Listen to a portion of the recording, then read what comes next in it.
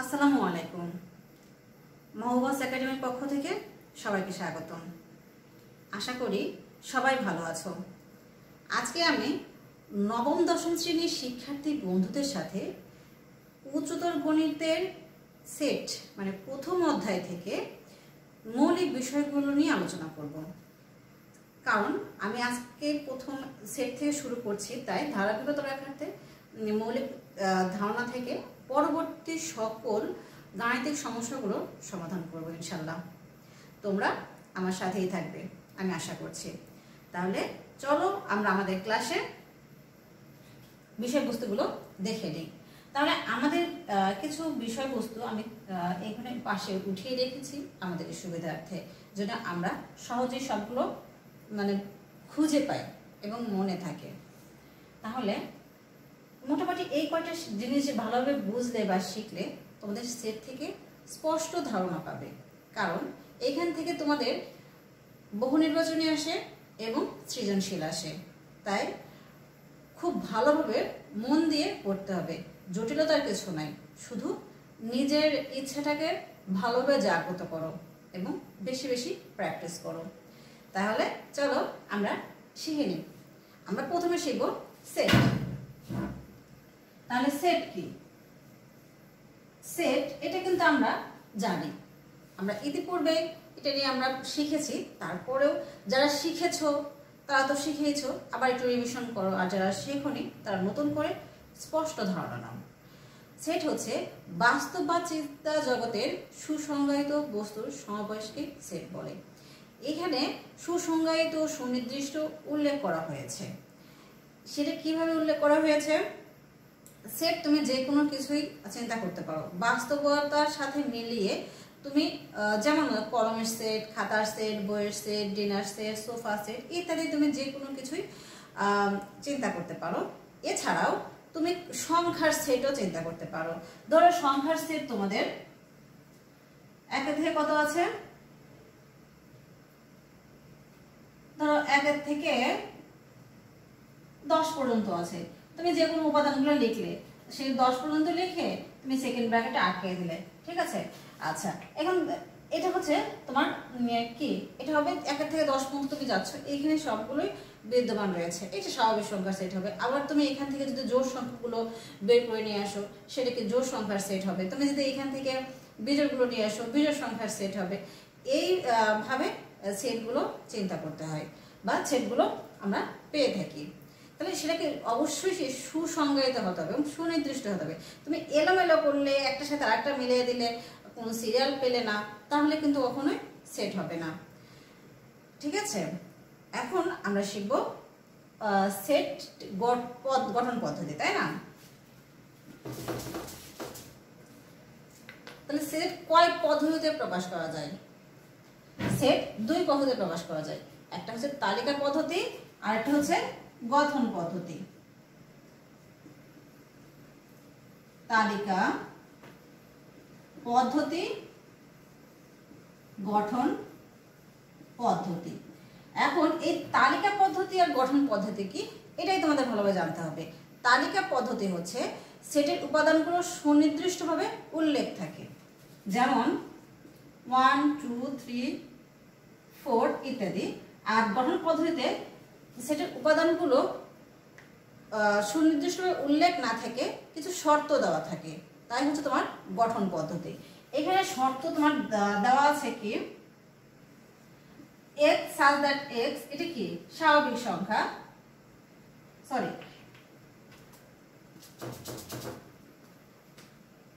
x such that x belongs to n, এটা হচ্ছে স্বাভাবিক সংখ্যা। কেন? ধনাত্মক পূর্ণ সকল সংখ্যা স্বাভাবিক সংখ্যা, এবং সেটা কি ধনাত্মক পূর্ণ সকল সংখ্যা 1 2 3 4 তুমি যতদূর পর্যন্ত যাবে সেটা স্বাভাবিক সংখ্যার মধ্যেই পড়ছে। এখানে কত? এই 4 পর্যন্ত আছে, তাহলে 5 হচ্ছে ছোট। তাহলে কি x is greater than 5, মানে এটা কত? 5 হচ্ছে ছোট। এটাই হচ্ছে আমার স্বাভাবিক সংখ্যা। আমার তাহলে সেট পদ্ধতি হয়ে গেল।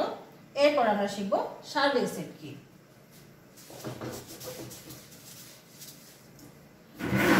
সার্বিক সেট হচ্ছে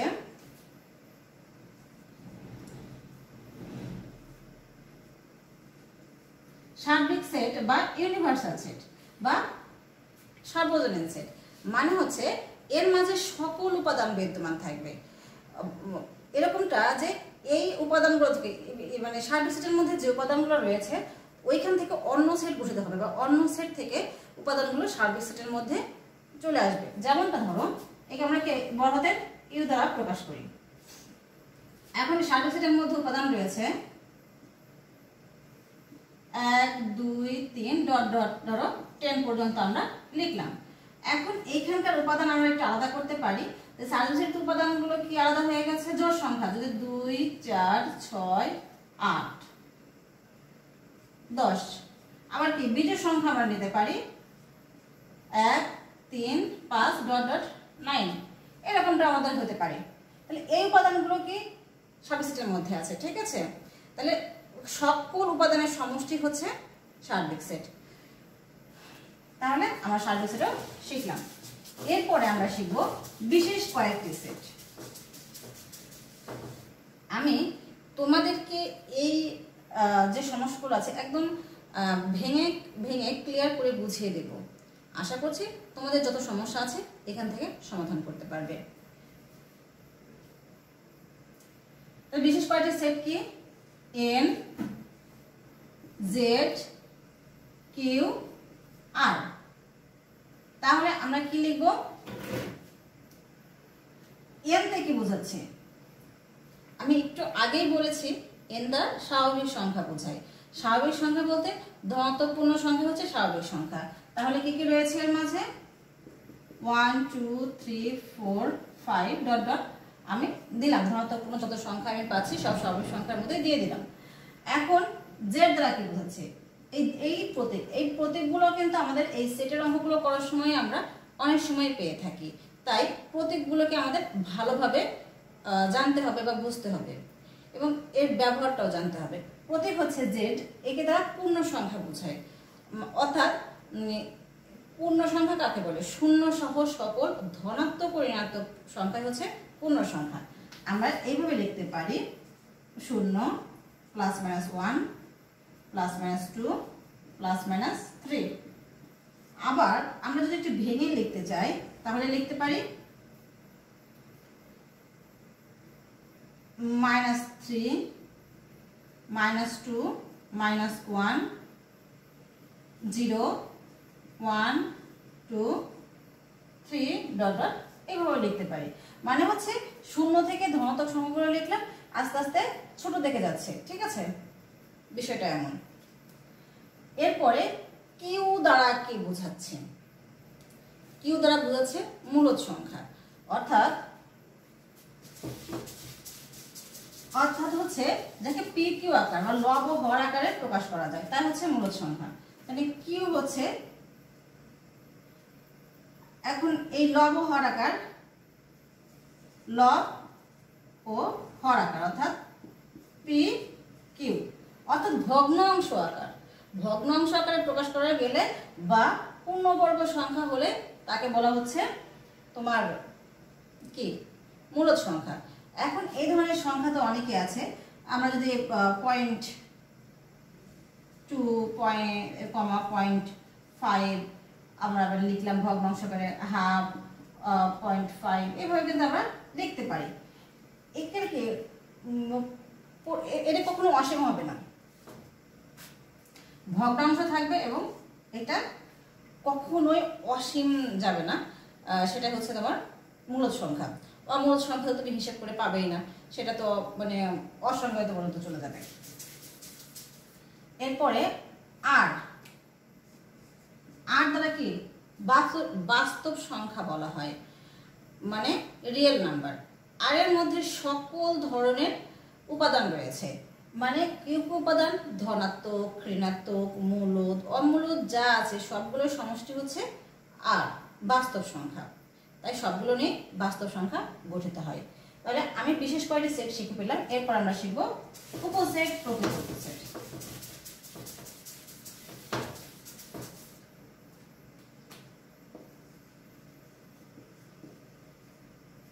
উপসেট, তাহলে কি হবে, এ সেটের সকল উপাদান যদি বি সেটের মধ্যে বিদ্যমান থাকে তাহলে কি এ সেটের উপসেট বি হয়। তাহলে কিভাবে আমরা বুঝতে পারবো, এ যদি 2 3 হয়, বি যদি 2 3 5 7 ধর এরকম হচ্ছে, তাহলে কি এ সেটের উপাদানগুলো কি বি সেটের মধ্যে বিদ্যমান রয়েছে। এজন্য আমরা লিখতে পারি এ সাবসেট বি, এটা হচ্ছে উপসেট। এরপরে আমরা লিখব প্রকৃত উপসেট।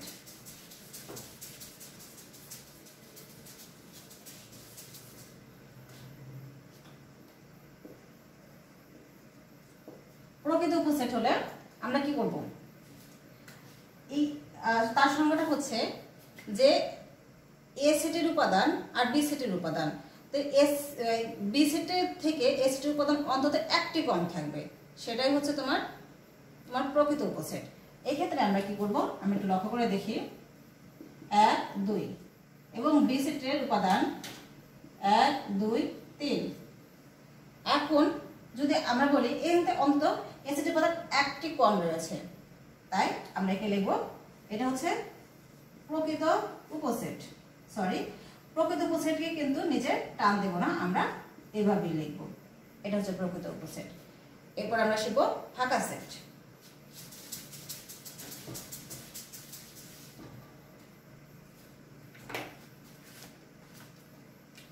ফাঁকা সেট হচ্ছে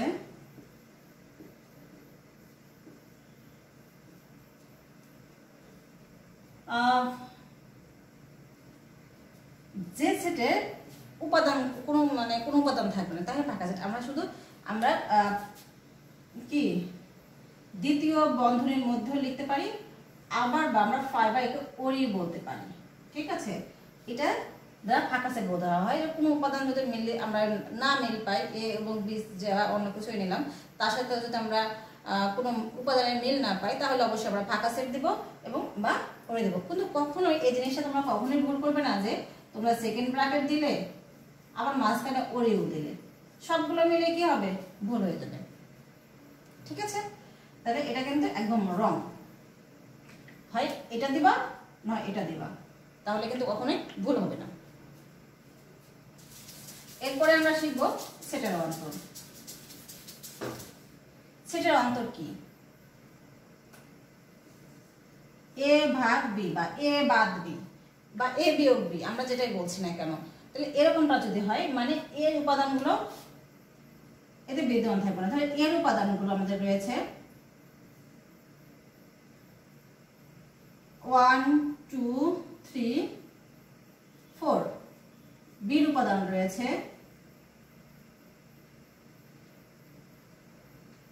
3 4, ধরো 5, আচ্ছা দিল হলো।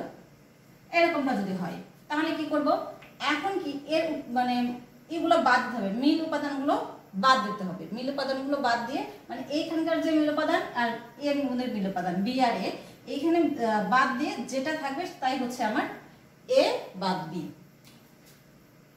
বা আমাদের কি সেট, সেটের অন্তর। তাহলে আমরা লিখব 1 2,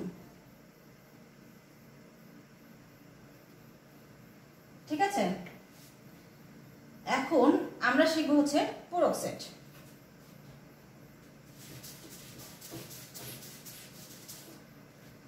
পূরক সেট কি,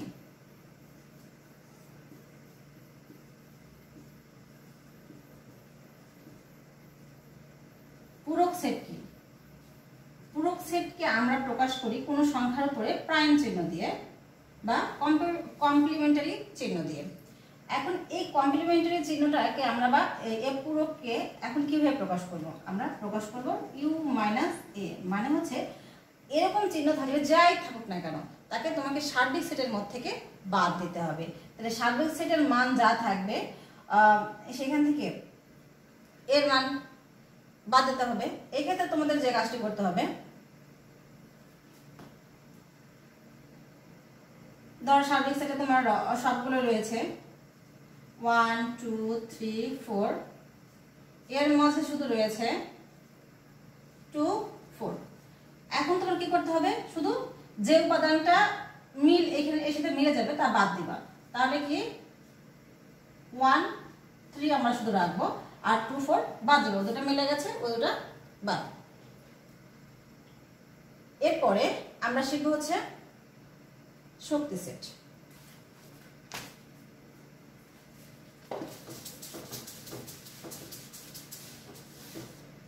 শক্তি সেটটা হচ্ছে পাওয়ার সেট, তাই না? মানে অনেক বেশি শক্তি। এই পাওয়ার সেটকে আমরা কিভাবে প্রকাশ করতে পারি? পাওয়ার সেট হচ্ছে এ, ধরো কোনো সংখ্যা আছে, ধরো এ আছে, এর উপাদানগুলো যে উপসেটে লেখা যায় যতগুলো, সেটা হতে পারে এ সেটে যতগুলো উপসেট আছে তাদের একটি সেট নিয়ে একটি তৈরি হয়। তাদের এই সেটগুলো নিয়ে যে একটি সেট তৈরি হয় তাই হচ্ছে উপসেট। তাহলে এ সেটে যতগুলো উপাদান আছে তা নিয়ে একটি সেট তৈরি হবে, তাই না? তাহলে এই ক্ষেত্রে আমাদের এ উপাদানগুলো ধরে দেওয়া আছে, এর উপাদান 1 2 3 এরকম দেওয়া আছে। এখন যদি power set A of P of A লিখি তাহলে কি হবে? এখন এর উপসেটগুলো আমাদের বের করতে হবে। তাহলে উপসেটগুলো আমি কিভাবে বের করব? আমরা তো নিয়মটা জানি, প্রথমে 3টা উপাদান এ থাকবে, এরপরে 2টা উপাদান, এরপরে 2টা 2টা করে লিখব, 1 3, প্রত্যেকটার মাঝে কমা দিতে হবে, এরপরে 1 2 3 এবং পাশে আমাদের ফাঁকা সেট দিতে হবে। আমরা ইচ্ছা করলে সেকেন্ড ব্র্যাকেট দিয়েও আটকে দিতে পারি, না দিলেও হবে। তাহলে আমি শক্তি সেটটা শিখে ফেললাম। ভেন চিত্র।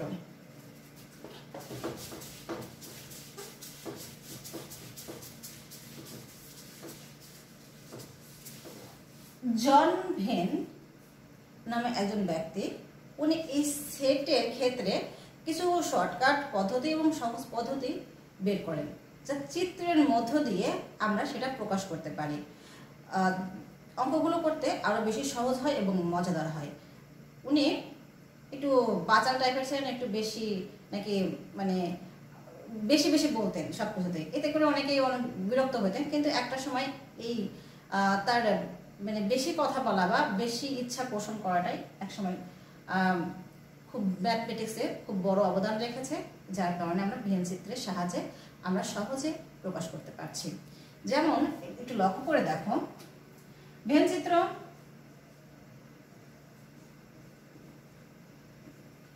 একটা আয়তক্ষেত্র চিন্তা করলাম। আয়তক্ষেত্রের মধ্যে তুমি একটা সেট নিলা, এটা এ সেট নিলা। এখন তোমাকে বের করতে বলা হয়েছে এ প্রাইম। এখন তোমার সম্পূর্ণ আয়তক্ষেত্রের মধ্যে মানে সকল উপাদান রয়েছে, তোমার সকল উপাদান কি ইউ 1 2 3 4 5 যত দিবা সবগুলো আয়তক্ষেত্রের মধ্যে থাকবে।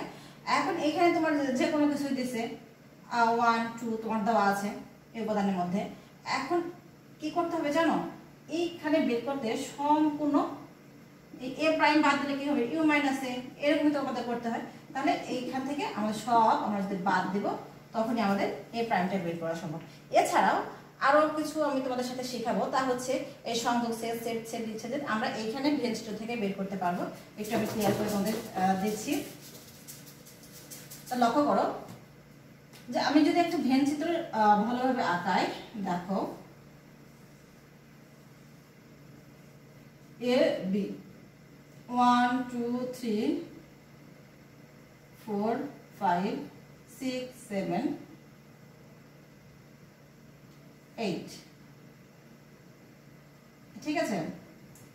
আচ্ছা, এটা কিন্তু স্বাভাবিক সেট ইউ। সংযোগ সেট সেট সেট নিঃশ্রেষ সেট, এইগুলো যেন আমরা ক্ষেত্রে মিলে কি করব? এইখান থেকে আমরা যে সংযোগ সেটটা বের করব, সংযোগ সেটের হচ্ছে এ ও বির মধ্যে যে উপাদানগুলো আছে সবগুলো উপাদানকে আমরা একত্রে রাখবো, তবে আমি সংযোগ সেটে প্রকাশ করতে পারবো। তোমাকে এইখানে একটা মানে সহজ একটু বুদ্ধি শিখিয়ে দিই, যেটা একটু তোমাদের অঙ্ক করতে সহজ হবে। যে আমি যদি ইউনিয়ন দিই, এটাকে আমরা ইউনিয়ন বলি। আচ্ছা, মানে আমাদের এই অঙ্কগুলো বেশ করা আছে, তোমাদের এই প্রতীক সম্বন্ধেও কিন্তু ভালোভাবে ধারণা দেওয়া আছে ইতিপূর্বে। তারপরেও যদি ধারণা না থাকে এই সেট সম্বন্ধে আর একটা ক্লাস দেওয়া আছে, তোমরা ডিসক্রিপশন বক্স থেকে দেখে নেবে আমি আশা করছি। তাহলে এই যদি আমরা একে বলা সংযোগ সেট, এই সংযোগ সেটে কি হবে, শুধু আমরা মিল অমিল সকল উপাদানই নেব, তাই না? বা আমরা কমন যা উপাদান সব নেব। একটু সহজ করে বলি, মিল অমিল সকল উপাদান বিদ্যমান থাকবে। যখনই ইন্টারসেকশন হবে তখন কি শুধু মিল উপাদান নিতে হবে। আচ্ছা, এরপরে যদি মাইনাস চিহ্ন থাকে কি হবে, মিল উপাদান বাদ দিতে হবে। এরপরে কি চিহ্ন থাকবে, প্রাইম চিহ্ন যদি থাকে ইউ মাইনাস এ করতে হবে। এইভাবে কিন্তু আমরা সহজেই এর প্রমাণগুলো করতে পারবো। এখন যদি আমি তোমাদের সাথে বলি যে এর মধ্যে কি কি রয়েছে, এর মধ্যে রয়েছে 1 2 3 4 5, বির মধ্যে রয়েছে 4 5 6 7। এখন তোমাকে বলা হচ্ছে এ ইউনিয়ন বি। এখন তুমি কি করবা, সবগুলা 1 থেকে 7 পর্যন্ত সব নিতে হবে, কারণ এখানে তোমার শর্ত হচ্ছে মিলামিল সকল উপাদানে তুমি নিয়ে নিবা। তাহলে এখানে মিল উপাদানগুলো 1 2 3 4 5 6 7। এবং আমরা কি লিখব, যদি আমরা ইন্টারসেকশন দিই এই ক্ষেত্রে কি হবে, আমাদের এই ক্ষেত্রে শুধু মিল উপাদান নেব। এখানে কিন্তু আমরা অন্য কোনো উপাদান নেব না, এখানে মিল রয়েছে কোনটা কোনটা সেটাই নেব। এখানে মিল রয়েছে 4, এখানে 5 রয়েছে, আমরা এটাই নেব। তাহলে আমরা কিন্তু ভেনচিটো থেকে সহজেই বুঝতে পারছি যে আমরা যদি এটা নাও লিখতাম, আমরা কিন্তু ভেনচিটো থেকে সহজে বুঝতে পারতাম কি যে এখানে দুটা সেটের মধ্যে এখানে সংযোগ হয়েছে 4 আর 5 এর মধ্যে, ঠিক আছে? তাই এটা হচ্ছে 4 5, আর এখানে সবগুলো আমরা সমষ্টিভাবে লিখতে পারতাম, তখন উপাদানগুলো আমাদেরকে আলাদা করে ভাবে লিখতে হতো না। এরপর আমরা নিশ্চিত সেট শিখব।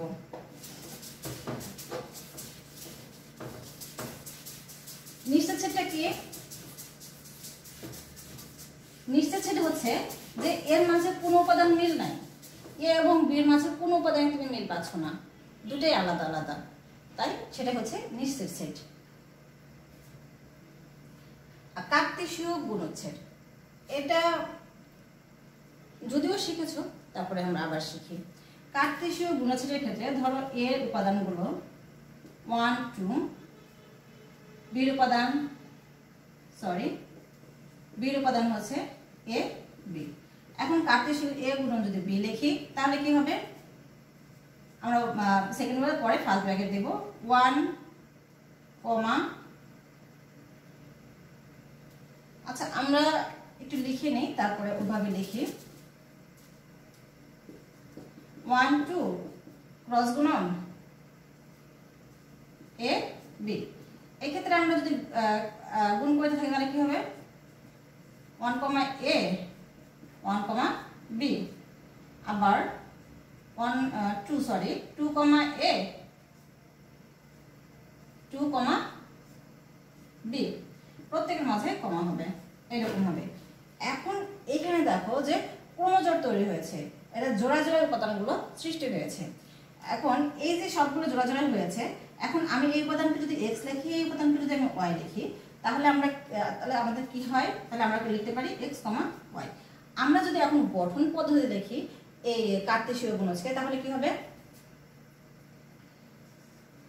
a cross b equal x, y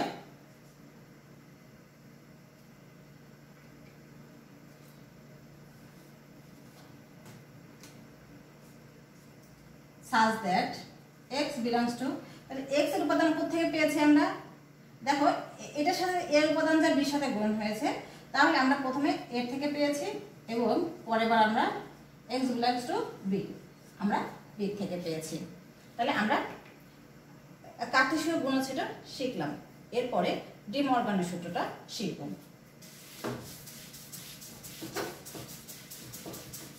D Morgan উনি দুইটি সূত্র রেখে গেছেন। সূত্র দুটি থেকে আমরা এখন এই প্রমাণটা করব। একটি হচ্ছে এ ইন্টারসেকশন বি প্রাইম বা পূরক ইকুয়াল এ পূরক ইউনিয়ন বি পূরক। 2 নম্বরটা হচ্ছে এ ইউনিয়ন বি পূরক সমান এ পূরক ইন্টারসেকশন বি পূরক। এরকম দুটি সূত্র উনি রেখে গেছেন। এখন আমরা যে সূত্রটা প্রমাণ করব, আমরা যদি আমরা কয় বা একই করতে চাই তাহলে কি হবে, ধরো আমরা এটা প্রমাণ করছি, আমরা ধরে নেব। যে বিষয়টা আমাদের একটু লক্ষ্য করতে হবে, এখানে এক্স বিলংস, এই এক্স বিলংসটা কেন দেবো আমরা, কোন উপাদান থাকলে আমরা এক্স বিলংস টু দেব। ঠিক আছে, উপাদান আছে বোঝাতে আমরা এক্স বিলংস টু ব্যবহার করব।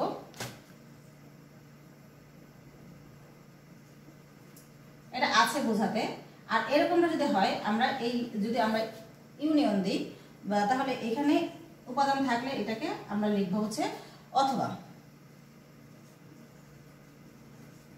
আর ইন্টারসেকশন থাকলে আমরা লিখব এবং। আবার ধরো উপাদান নেই বোঝাতে, এক্স বিলংস নট, এরকম যদি হয় উপাদান নেই, এই ক্ষেত্রে হবে এটা হচ্ছে আমাদের এর মানে হচ্ছে এবং, আর এই ইন্টারসেকশন মানে হচ্ছে অথবা।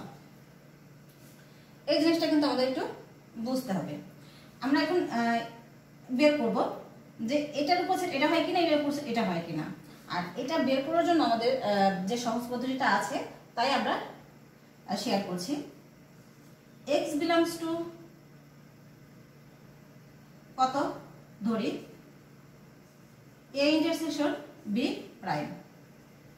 এখন যদি এই উপাদানটা যদি এই প্রাইমটা যদি এই x বিলংস টু মধ্যে বিদ্যমান হয় তাহলে কি হবে, তাহলে এটা কি বিলংস নট হয়ে যাবে। তাহলে আস্তে আস্তে a ইন্টারসেকশন b, আমরা এখন এর সাথে গুণ করে দিই। x বিলংস টু a, যেটা ইন্টারসেকশন বিদ্যমান নয় আমরা কি লিখব, অথবা লিখব।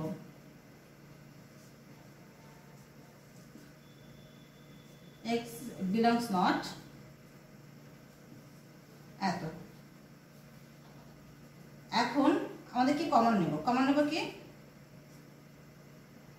কমন নেব হচ্ছে x belongs not a union b, তাই তো। অতএব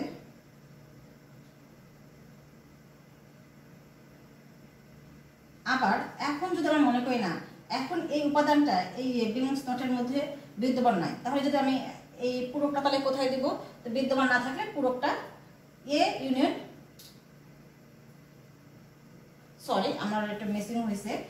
এখন আমরা যে কাজটি করব, যে এক্স এরপরে বিদ্যমান নাই তাহলে কি হবে, এই উপাদানটা এ প্রাইম হয়ে যাবে, অথবা X prime X B prime, X belongs to B prime. তাহলে আমরা কি বুঝতে পারছি, X belongs to A prime অথবা X belongs to B prime, কারণ উপাদানটা এর মাঝে বিদ্যমান নাই। এখন আমরা কমন নেব এক্স বিলংস টু, এই ক্ষেত্রে আমরা কি লিখব, এ প্রাইম ইউনিয়ন বি প্রাইম। তাহলে আমাদের কি আসে, এর আমরা কি ধরে নিয়েছিলাম, এটা না ধরে নিয়েছিলাম। অতএব আমাদের আসতেছে হচ্ছে x, sorry A intersection B prime উপসেট A dash union B dash. তাহলে এটার উপসেট এইটা, আমরা একে 1 নং সমীকরণ দেব। আমরা আরেকটু ক্লিয়ার করে এটা বোঝার চেষ্টা করছি। তাহলে এটা মুছে দিচ্ছি,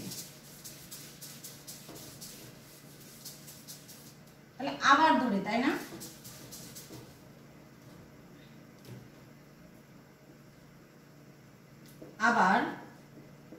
ধরি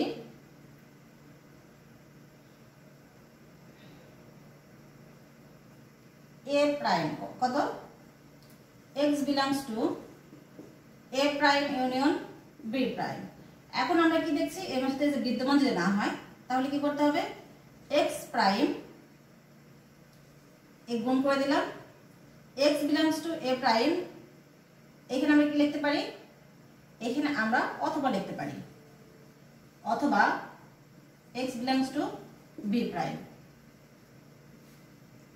উপাদান যদি বিদ্যমান না থাকে তাহলে কি x বিলংস নট এ অথবা x বিলংস নট বি। এক্ষেত্রে আমরা কি করছি এখানে কমন নিচ্ছি কি কমন নিচ্ছি x বিলংস নট কমন নিচ্ছি তাহলে কি হচ্ছে a ইন্টারসেকশন b। এই ক্ষেত্রে উপাদানগুলো এখানে বিদ্যমান নাই তাহলে যদি এরকম না থাকে তাহলে কি করব x শুধু belongs to a intersection b b prime. তাহলে দেখো তো হয়ে গেল। তাহলে আমাদের কি এটার মধ্যে প্রমাণ হয়ে গেল। ওয়াতে আমরা কি লিখতে পারি ধরে নিয়েছিলাম a prime union b prime উপসেট a ইন্টারসেকশন b প্রাইম। তাহলে আমি এটাকে 2 নং সমীকরণ দেব। ঠিক আছে আমাদের প্রমাণের ক্ষেত্রে যে কাজটা করতে হবে সব তো মুছেই দিলাম। আচ্ছা আবার একটু লিখে দরকার আছে। যদি আমাদের উপাদানগুলো এ এর উপাদানগুলো 1 2 হয় বি এর উপাদানগুলো যদি 1 2 হয় তাহলে কি হবে এখানে কিন্তু উপাদানগুলো সমান আছে এ এর উপসেট বি বি এর উপসেট এ। ঠিক একই ভাবে 1 নং 2 নং থেকে আমরা লিখতে পারি যে A intersection B prime equal A prime union B prime. যদি এখানে কি এটার উপসেট এটা আর এটার উপসেট এটা আমরা দুটোই কিন্তু দুটোর উপসেট আমরা এটা বুঝতে পারছি। তাহলে আমরা ডি মর্গানের প্রমাণটাও শিখলাম। এভাবে আরো প্রমাণগুলো করা সম্ভব। এরপরে এক মিল মিলটা হচ্ছে যে একটা উপাদানের সাথে আরেকটা উপাদান যদি স্পষ্টত মিল থাকে যেমন ধরো উপাদানগুলো এ বি আলী বেলাল তারপরে কালাম এরকম যদি থাকে তাদের বয়স ধরো 10 20 30 এরকম দেওয়া আছে এ সেট এবং এটা বি সেট। এরকম যদি হয় তারা যদি এটার সাথে এটা সংযুক্ত হয় সরাসরি তাহলে এটা এক মিল। আবার যদি তারা এইভাবে মিল যুক্ত না হয়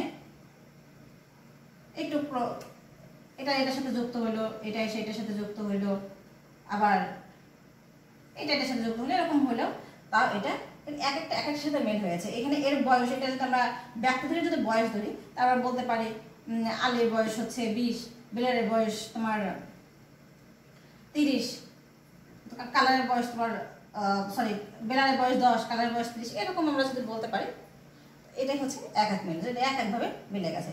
সমতল ঠিক যে এক মিলই হচ্ছে এটা সমতল সেট মানে এটা উপাদানগুলো আরেকটা উপাদানের সাথে একভাবে মিলাতে হবে। তোমাদের সাথে যে গুরুত্বপূর্ণ বিষয়টা শেয়ার করতে হবে তা হচ্ছে ব্যবধি।